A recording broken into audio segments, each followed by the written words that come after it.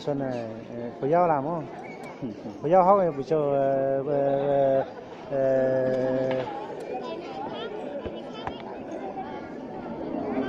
học từng lễ, học từng thành học từng phần tổng thể. Sắc xuân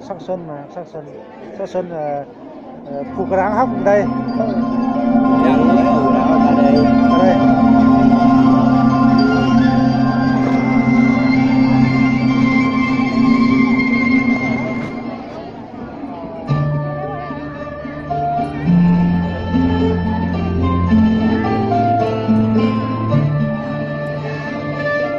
Hay.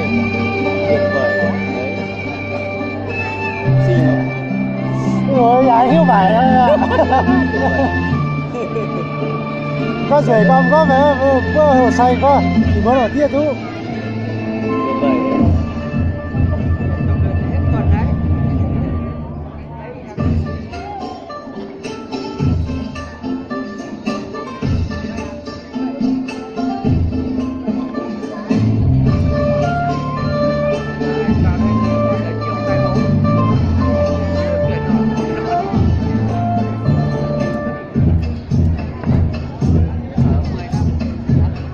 Đúng rồi, thế nào? Đó.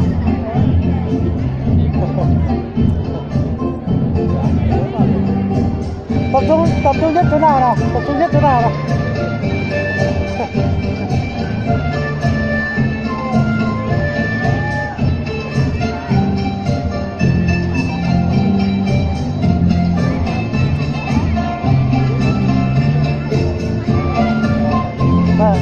Sao làm chuyện là chuyện đéo thấy gì nó không chia nó không cho thấy đó đấy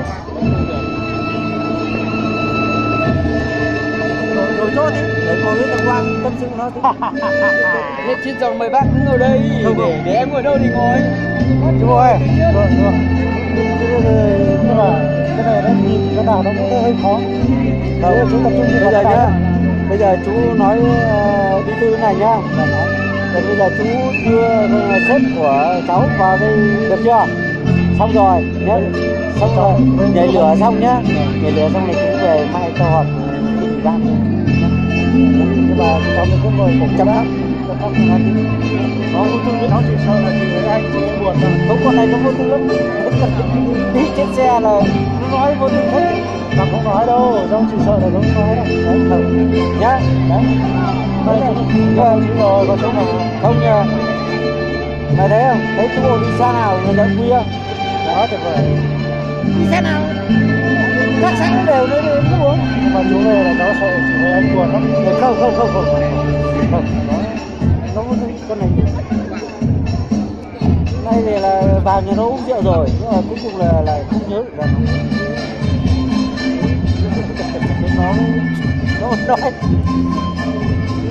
Còn tinh thần là mai lúc nào chú ở trong kia 1 giờ hơn một tí là bắt đầu chú đi chú sẽ điện mà cho đến nào nó kèm xe máy nó ra để đưa nơi còn rượu cứ tẹt nó uống được đấy. Cảm ơn chú rất nhiều. Hôm qua là mai nếu như chú mà không họp nhé thì chú ở đây luôn, mai họp với ủy ban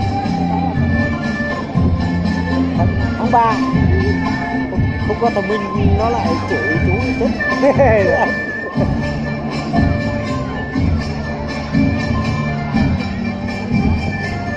Hôm nay đi cùng xe mà chả mấy khi coi như em vào đây em cứ ở đây anh đưa vào tận nơi còn có anh như thằng Quang nó phụ trách một xã rồi không phải lo. Ra thì chúng cháu cũng nó chấp hành thực hiện cái nhiều lúc là cũng không được chu toàn hết tại vì điều kiện nhiều cái nó thì các chú với các chú giúp được như thế nó vừa cái tình cảm nó rất là tuyệt vời. Cái thứ hai nó là cảm ơn chú rất nhiều điều kiện nó chứ nếu mà mai chú không